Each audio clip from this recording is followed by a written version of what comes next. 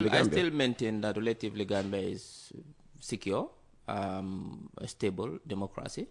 Yes, we have our challenges in terms of security here and then, but I mean, if you look at most of the crimes, apart from the two armed robbers that took place in Farafenni and here in Brusubi, the other killings were homicides. And homicides, I mean, no country, no policing policy, no policing operational procedure can really stop homicides because these things happen within family members. These things happen between people who know each other, and very little can be done. But by and large, based on data and based on we live in this country, yes, Gambia is relatively secure and stable. It's not a crime-free society, and no country in the world is crime-free.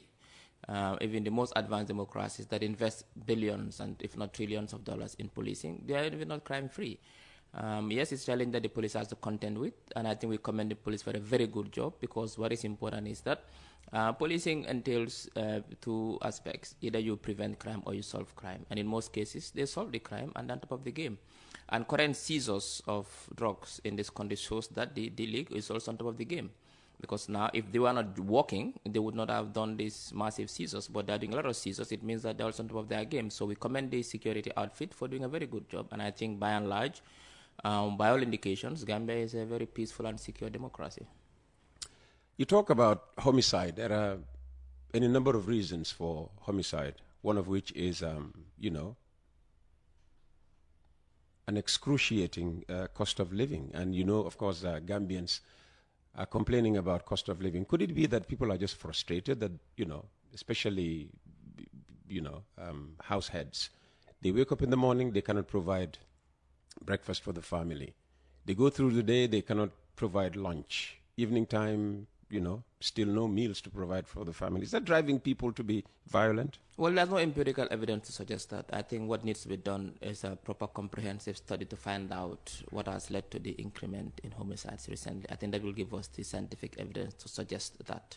For now, there is no evidence. All this is anecdotal evidence. The reason why, we'll just be guessing. And most of the homicides that took place recently, one of them, I think, is between a brother and a sister fighting over a knife. An accident happens. Some of these are accidents that happen. But we've not seen a systematic trend where we can say it's because of the cost of living crisis. Yes, I agree. Sometimes when there is economic and social stress, it can lead to an increment in murder cases or homicide cases.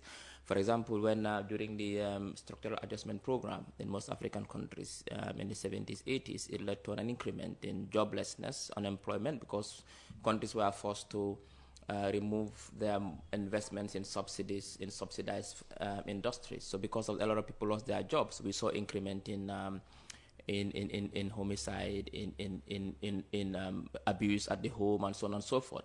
But for now, I don't think we found ourselves in that situation where we can make a conclusion that it's because of the cost of living that we've seen an increment in that. I mean, it goes on and up. We've seen periods where about for almost 3-4 months we have not had any serious major issue. All of a sudden, within 1 week, we've seen 3 homicides. So it's not a trend that we see. It's an upward trend if you look at it that way to suggest that. But for now, I don't think that is the case. I think some of these are accidents. They are bound to happen, and they happen, and the police solves it, and then we move as a society.